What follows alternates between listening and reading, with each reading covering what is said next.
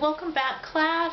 Today we're going to define those shadows in the negative spaces a bit more, and also start adding some shadows to the fruit, which will help to give it 3 dimension. So we're in step 4 of the Art of Pastel book. So that's where we're going to start today.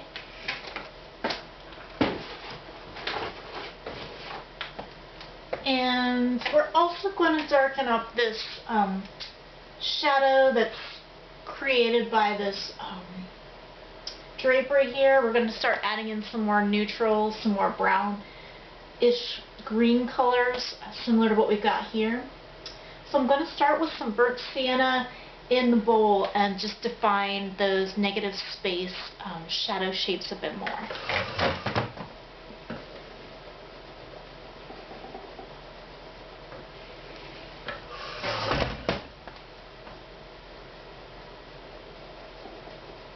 So this is making it a little bit warmer and a little more defined and a little bit more neutralized, taking down some of that blue that's in there. So we've got all kinds of colors in here. We have alizarin crimson, we've got an ultramarine blue, and now I'm adding a burnt sienna, which is a reddish brown. So I'm just going to keep moving throughout the painting. It's most important to just keep moving and not to get stuck anywhere. So here's another little shadow. It's defining the bottom of the bowl. And I'm looking for other areas where I see this burnt sienna color. A little bit of it on the green apples. Maybe that shadow is a bit darker than some of the things up here. So I'm constantly looking back and forth at my reference photo and then at my artwork to compare. So that's very important, and I'm following something called the form. So by creating these shadows, it's telling you that these are rounded forms. They follow the form of the object. So I'm just going to make that part a little bit darker just to show that's the bottom of that green apple.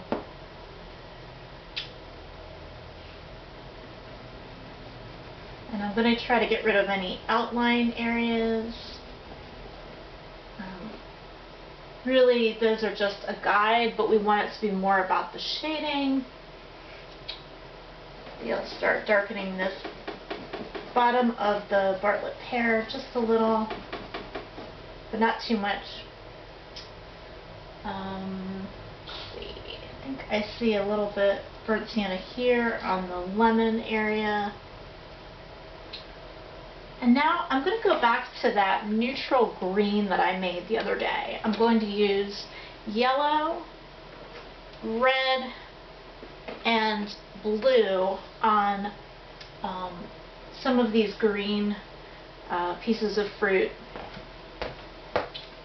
So I'll start out with some yellow, and I'm following the form. It's a rounded form, and I'm using the side of my pastel, not the edge.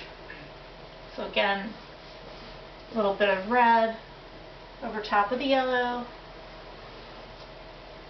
and then a little bit of blue to neutralize it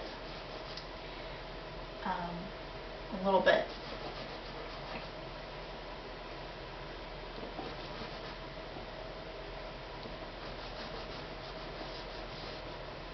So these shadows are telling us the light is coming from the left-hand side.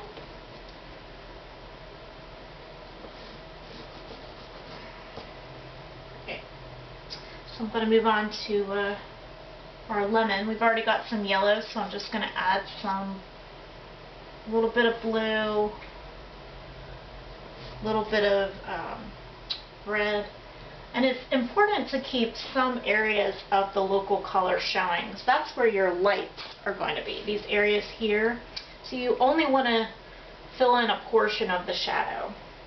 You want to reserve that light area for when you get into the lighter values.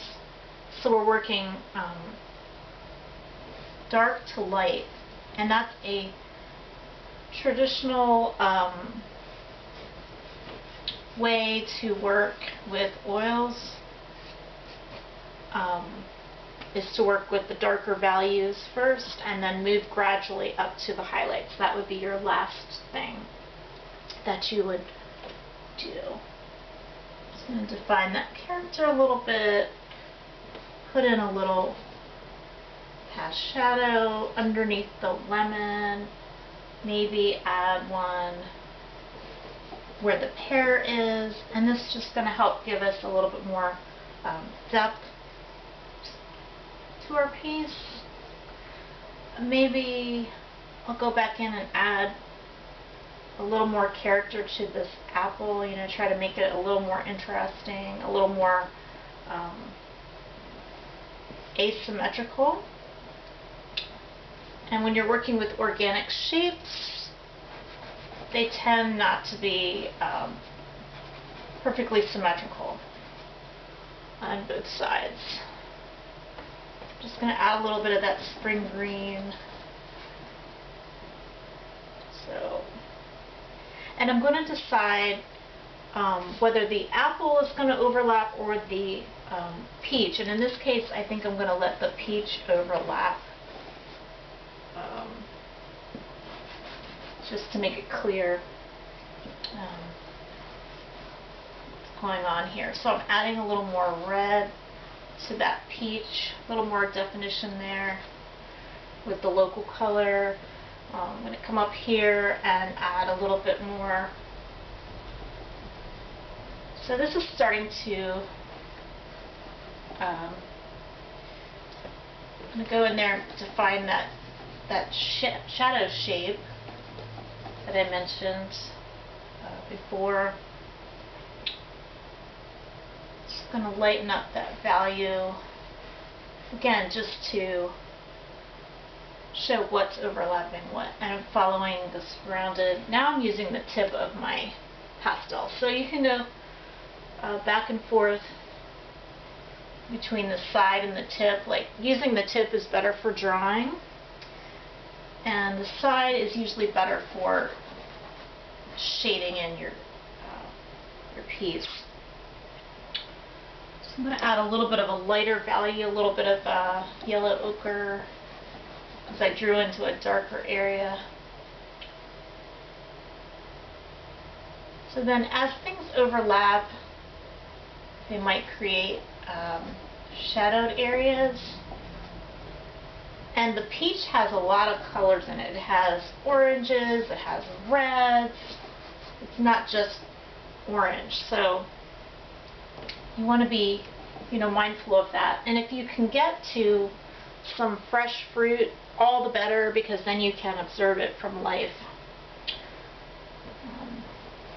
I'm just going to redraw that peach. I'm going to make it, I think, a little bit bigger than this lemon behind it, just to make it a little bit more interesting visually.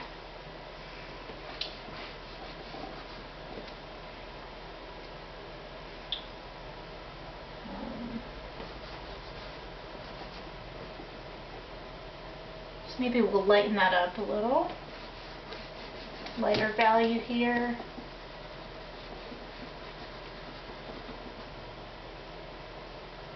Lighter values are going to be over on the, generally they're going to be over here, closer to your light source. I think this is just some local colors of the peach. Alright, so I want to move on to this darker area that I addressed earlier. So we're going to go back in with those primary colors of red, yellow, and blue to get that neutral kind of green color that I got the other day. So sometimes it helps just to set out the pastels you want to use so you're organized when you go to do your work. Put down some yellow on top of that blue-gray mixture.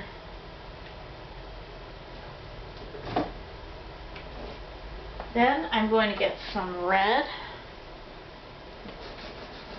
lay that down, and then I'm going to add some blue. And now is a good time to check your values. I'm going to check. Now I notice this value that I'm getting into is darker than this value. So I'm going to need to go back in and darken that up so that there's more contrast.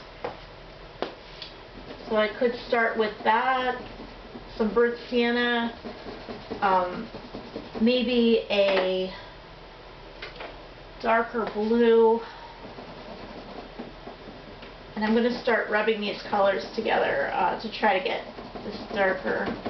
I may have to resort to a dark green and a black mixture, which is what I think I'm going to have to do to get this much, much darker.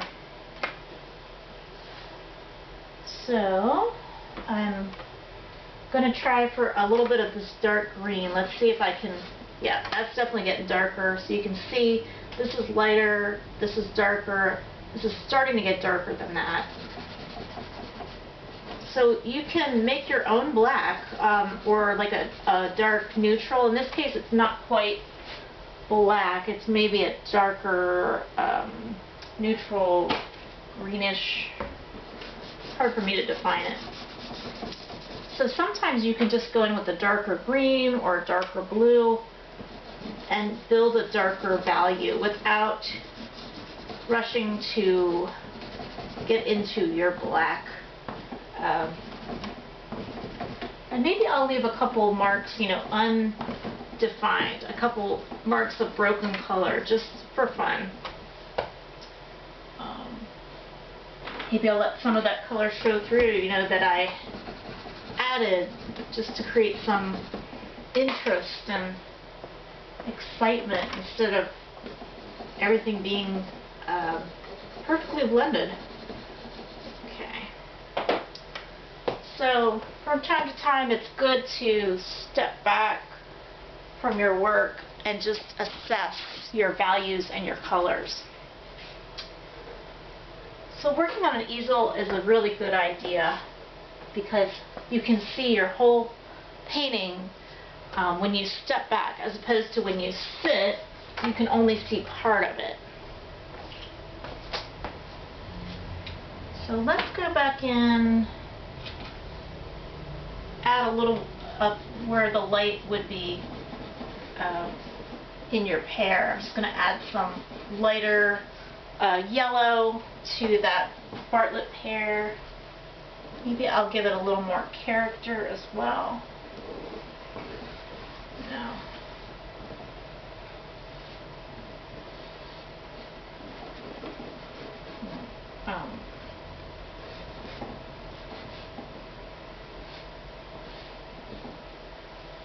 Just keep looking at your reference.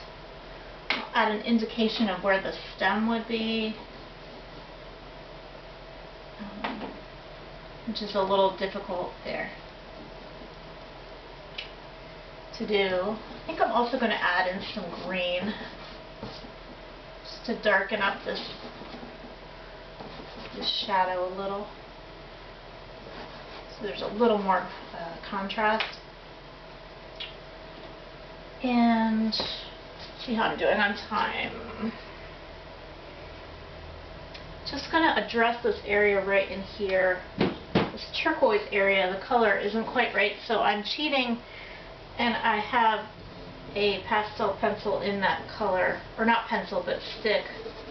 So I'm just going over what I had with this pastel color,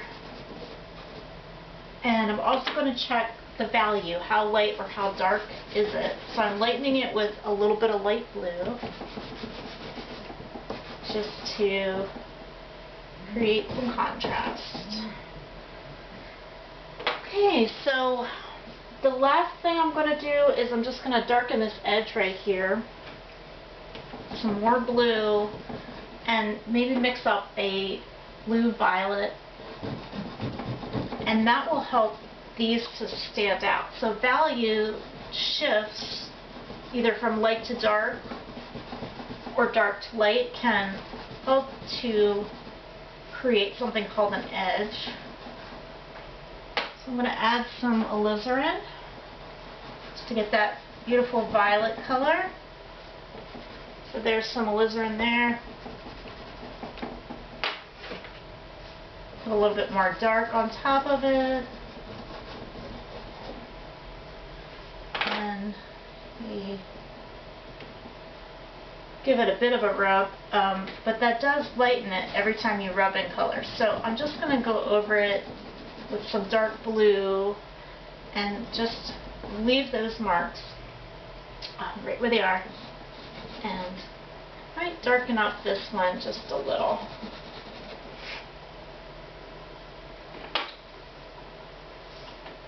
And I'm also going to come over here. This area is more in shadow, so it's going to be a bit of a darker blue. Maybe I'll put a little bit of that turquoise and a little more violet just to darken up that side. So that just gives us more information about the light source when we put in darker values. So maybe here it starts to get a little bit lighter. In value.